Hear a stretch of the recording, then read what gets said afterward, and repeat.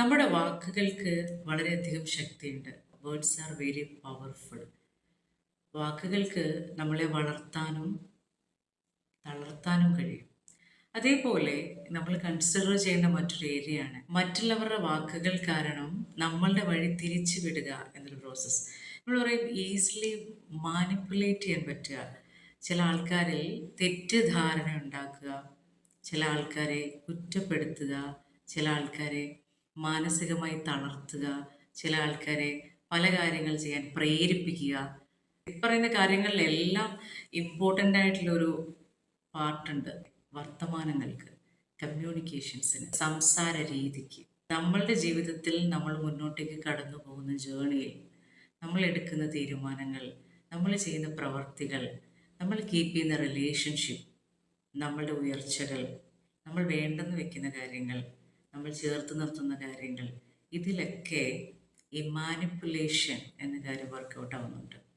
ഇങ്ങനെ പരിചയക്കാരിൽ നിന്നൊക്കെ നമുക്ക് കിട്ടുന്ന, നമ്മൾക്ക് കൈമാറി വരുന്ന വാക്കുകൾ, വർത്തമാനങ്ങൾ, നമ്മൾ കേൾക്കുന്ന പല കാര്യങ്ങൾ, ഇതൊക്കെ നമ്മളെ സ്വാധീനിക്കുന്നതാണ്. ഇങ്ങനെയുള്ള കാര്യങ്ങളിൽ ഇൻവോൾവായി നമ്മളുടെ ലക്ഷ്യത്തിൻ്റെ വഴിയിൽ നിന്ന് നമ്മൾ മാറിപ്പോകാതിരിക്കാൻ നമ്മളെ പ്രൊട്ടക്റ്റ് ചെയ്തിരിക്കണം.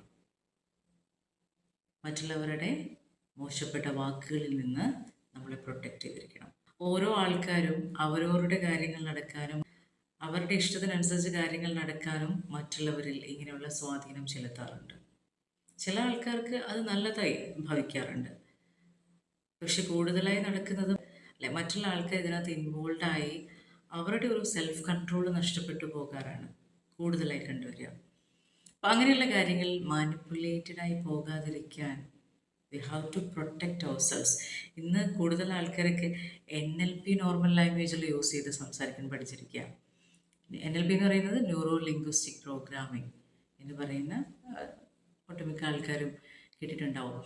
ഇപ്പോൾ ഒരുപാട് ഡിഫറെൻറ്റ് വേസ് ഉണ്ട് നമുക്ക് ഓരോ ആൾക്കാരോട് കമ്മ്യൂണിക്കേറ്റ് ചെയ്യുന്നതിന്, കാര്യങ്ങൾ പറയുന്നതിന്, സെയിൽസ് ക്ലോസ് ചെയ്യുന്നതിന്, അവരുടെ ഭാഗത്തുനിന്ന് നമുക്ക് യെസ് കിട്ടുന്നതിന്, നമ്മൾ പറയുന്ന കാര്യങ്ങൾ അവർ ഫോളോ ചെയ്യാൻ വേണ്ടി. ഇങ്ങനെയുള്ള കമ്മ്യൂണിക്കേഷൻ്റെ പല പല സ്ട്രാറ്റജിക്കലായിട്ടൊക്കെ സംസാരിച്ച് പലപ്പോഴും നമുക്ക് സെൽഫ് കൺട്രോൾ ഇല്ലാതെ ആൾക്കാർ അതിനകത്തേക്കൊക്കെ വീണു പോകാറുണ്ട്. അപ്പോൾ അവിടെയൊക്കെ മറ്റുള്ള ആൾക്കാരുടെ വാക്കുകളിൽ, വർത്തമാനങ്ങളിൽ, ഇടപെടലിൽ മാനിപ്പുലേറ്റഡായി പോകാതിരിക്കാൻ we have to protect ourself. നമ്മളെ പ്രൊട്ടക്റ്റ് ചെയ്ത് മെയിൻറ്റെയിൻ ചെയ്യാൻ നമ്മൾ പഠിക്കണം.